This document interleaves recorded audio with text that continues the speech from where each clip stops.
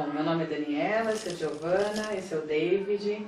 Esse vídeo tem o objetivo de apresentar sobre o nosso trabalho de conclusão de curso de Tecnologia e Gestão Empresarial da Faculdade de Tecnologia de Jundiaí.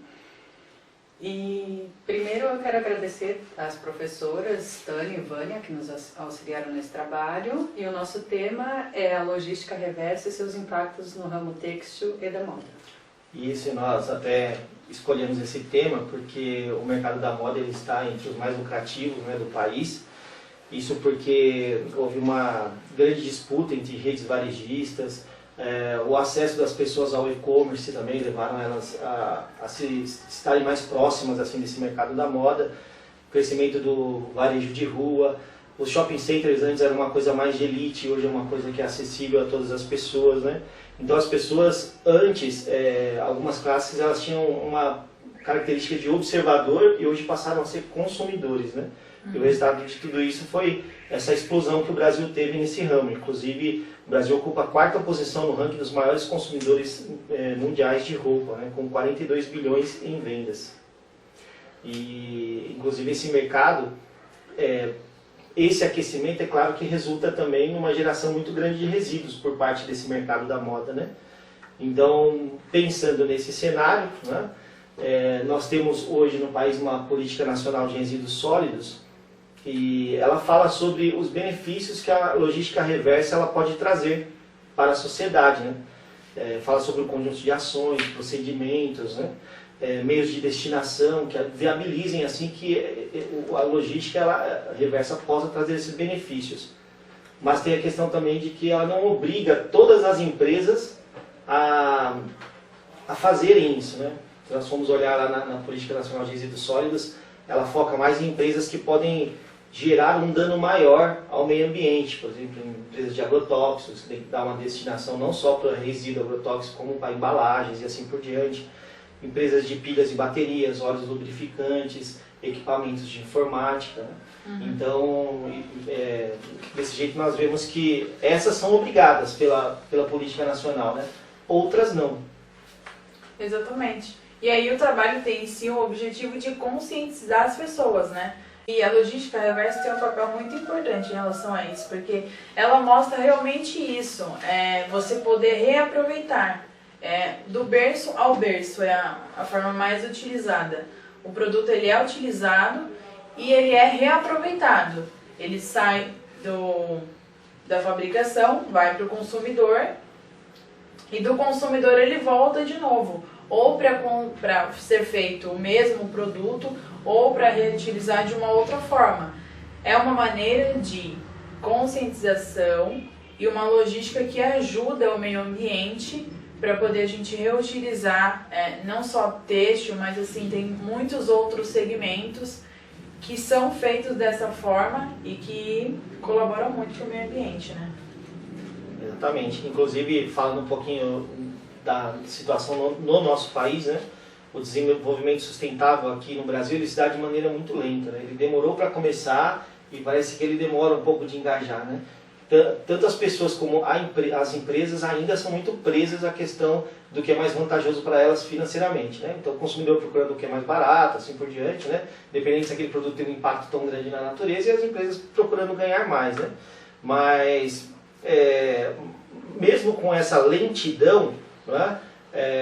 O Brasil ele tem muita diversidade natural e isso tem começado agora a chamar a atenção um pouco das pessoas, né, quanto à preservação disso, né? Então as pessoas hoje têm começado a dar importância às questões sociais. Então as empresas elas também estão começando a ter que ter esse outro olhar agora, né? Elas têm que começar a agir de acordo com princípios éticos, princípios responsáveis, para que aquilo não reflita negativamente sobre a sua imagem corporativa. Então as empresas estão começando a ter essa preocupação, né? Então é claro que a empresa tem que ter lucro, mas ela não vai mais poder ter lucro sem pensar nos recursos naturais e que esses recursos naturais, inclusive, no futuro sejam suficientes para que ela possa continuar exercendo as suas atividades. É claro que a logística reversa dá mais trabalho, ela precisa de uma análise em cada processo, né? Diferente do que a logística direta, que a maioria das empresas que não tem essa consciência ou não busca desenvolver a parte da logística reversa, tem, né? A logística direta é só a empresa, quem entrega, consumidor final. A reversa vai buscar lá desde o consumidor, né? Tem toda a parte de logística de volta, em empresa de novo. Todo mundo tem que estar envolvido nessa parte para obter um êxito. É interessante o quanto ela é abrangente também, né? Porque, na verdade, quando você estabelece um programa de logística reversa, principalmente com esse foco, né, em dar o destino correto, nem sempre o destino correto é você achar como descartar isso, né? Na verdade, aí vem a ideia de se introduzir novamente no ciclo produtivo aquilo que se recolheu, né? Então eu recolho, eu vejo um jeito de introduzir no ciclo produtivo. Se caso não é possível introduzir no meu ciclo produtivo, é possível introduzir em outro? Tem outra indústria que poderia usar o meu resíduo, né? E se não é possível nem por essa outra indústria, aí eu tenho a destinação adequada a dar, né? Então quando se fecha completamente esse ciclo da logística reversa, justamente quando eu estabeleço essa relação com o meu consumidor, dele me devolver esse produto depois de usado, e eu tenho várias opções, né? Ou no meu ciclo, ou num outro ciclo industrial, ou a destinação adequada para que aquele material não venha a ser um prejuízo para o meio ambiente. Tem empresas também que fazem ação dentro da própria empresa. Por exemplo, empresas têxtil, elas independente do que elas produzem. Por exemplo, se você faz uma meia e ela tem um fiozinho lá que está faltando uma variação num produto, eles vão juntando, porque ao longo do ano, quando chega no final do ano, eles vendem para o próprio funcionário. Eles fazem uma espécie de feira dentro da empresa e vende por um valor muito mais acessível, R$1 a R$2, justamente para atrair o próprio funcionário e reaproveitar o material que não pode ser fornecido para vender, né? E aí eles fazem esse tipo de ação que é muito bacana. Pelo menos eles não desperdiçam esse material, né? Eles pegam o produto que não dá para ser vendido para o cliente e vendem para os funcionários, que também estão cientes, não tem nada furado, rasgado, mas é uma coisa que não dá para você colocar numa loja para vender, por exemplo. E aí eles fazem isso. E tem muitas empresas que praticam esse tipo de ação. Inclusive é interessante, né, a gente falou dessas possibilidades de reaproveitamento, e aí a gente pensar justamente nesse ramo têxtil como há oportunidade para se fazer isso, né? Você citou até, por exemplo, a retalhos, fazer roupas de retalhos, fazer uma roupa para um bicho, né, para um animalzinho de estimação ali, pode-se usar um retalho também. E além desse uso do retalho, que ali é um resíduo ainda industrial, né, ou seja, da produção que sobra isso, né? Exatamente. Hoje nós já vemos bons exemplos que começam a usar a questão mesmo de envolver o cliente nesse papel de dar a destinação correta, né? É o caso também que a gente já citou aqui, das meias Pulpit, né? Eles fizeram um trabalho sensacional nesse sentido, convencer o cliente de que devolver a meia seria algo bom, né? O cliente às vezes ele tem ali a locomoção de ir até uma loja, devolver, mas a ação ambiental, a gente vai falar depois um pouquinho mais sobre isso, sobre essa ação de marketing que tem em cima disso, mas eles conseguiram engajar o cliente numa campanha, por mostrar que aquela meia que não serve mais para ele, ela não precisaria ir causar um mal para o meio ambiente se jogada em qualquer lugar. Ela poderia ser desfiada e fazer o bem para alguém, através de um cobertor ou de alguma outra peça, poderia ajudar famílias em situação vulnerável, por exemplo.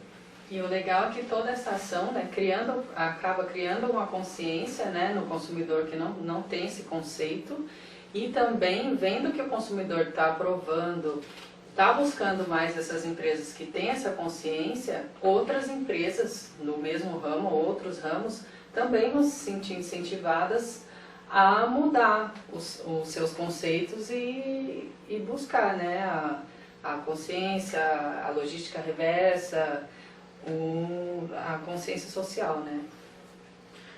E nisso que entra o marketing verde, né? Um apelo em relação ao meio ambiente, né? Você usa e aí você faz um marketing em relação a isso para você sempre ter essa visibilidade que, tipo, lá na frente você vai ter um retorno bom. Hoje em dia é trabalho de formiguinhas, né? Você vai fazendo aos pouquinhos, porque até você conseguir convencer um público, não é qualquer empresa que consegue convencer o seu público que aquela ação que ele está fazendo vai trazer um retorno. Então são das empresas grandes que está trazendo esse exemplo para as outras empresas e eles estão tendo essa conscientização que hoje em dia você vê vários tipos de embalagens que são ecológicas, que são produtos que não prejudicam tanto o meio ambiente. A Natura, por exemplo, é uma empresa super destacada nesse meio, porque ela é um grande exemplo de coisas ecológicas. Ela pensa, tudo que ela faz é pensando de forma ecológica. Aquilo que ela está produzindo, se está de acordo com o meio ambiente, não é só a minha produção, é uma empresa muito grande, é uma empresa que produz demais. E ainda assim, eles se preocupam muito com essa parte do marketing. Tá ok, tô ajudando, tá funcionando, né? Ter uma alternativa. É, isso mesmo. Até esse caso que você citou da Natura é muito interessante, né? Porque eles conseguiram amarrar a imagem deles, né? Através do marketing que eles produziram. Quando você ouve falar de produtos na Natura, pelos nomes que eles dão aos produtos, pela forma que eles falam que extrai os produtos, você logo liga com a Amazônia, com o meio ambiente. Exatamente. Eles te levaram a pensar dessa forma, ligaram a marca deles a isso, né? E é interessante, né? Que isso gera também um marketing de recomendação, né? Ou seja, que as pessoas elas falarem da sua marca para outras pessoas, né? Então, tipo, quando você cria essa identidade de uma empresa socioambientalmente responsável, você cria essa afinidade nas pessoas de recomendarem a sua marca, falarem do seu produto a outros, né? É por isso que o marketing verde ele não é apenas uma forma de comercializar ou prestar serviços assim por diante, né? Ele agrega valor à marca. Ele cria uma relação entre o consumidor, a empresa e o meio ambiente. Ou seja, a empresa consegue fazer com que o consumidor se veja engajado nessa causa que é tão cobrada hoje de preservação. Dentro do conceito de marketing verde, também há o greenwashing. Esse conceito, ele demonstra as empresas que não são, na verdade, nem éticas, nem ecologicamente corretas, mas estão tentando passar essa noção para o consumidor para tirar alguma vantagem quanto a isso. Ela tenta passar, né, essa imagem de ser responsável de forma ambiental, mas para ganhar credibilidade com os clientes, né? E quando na verdade, de forma ética, ela não faz esse tipo de procedimento. É isso mesmo. Inclusive, hoje, no mundo que a gente tem hoje, onde as mídias sociais, né, a popularização das redes sociais e da internet, essas empresas elas estão correndo um grande risco, né? Porque para elas serem expostas, né, é muito fácil disso acontecer. Exatamente. Então é por isso que as empresas hoje elas têm se tornado, as que têm esse foco, né, socioambiental, elas têm tentado de fato se pautar pela ética para não terem, na verdade, um marketing negativo, reverso daquilo que esperava-se ter, né? Então, as ações dessas empresas, elas estão sempre relacionadas mesmo com preservação do planeta, da fauna, da flora, da água. E é interessante como nós mencionamos, isso no Brasil acontece de forma lenta, acontece, mas nós temos visto já sinais de que isso é possível se tornar algo concreto, né? A logística reversa e essa questão da sustentabilidade. Até falando do ramo têxtil em especial, nós já vimos uma mudança significativa há algum tempo. Por quê? Porque muitas empresas grifes, né, de moda, elas, por exemplo, usavam o couro animal, né, e isso era visto como positivo, como elegante, como algo bom, quem tinha estava bem, e hoje tem um aspecto negativo.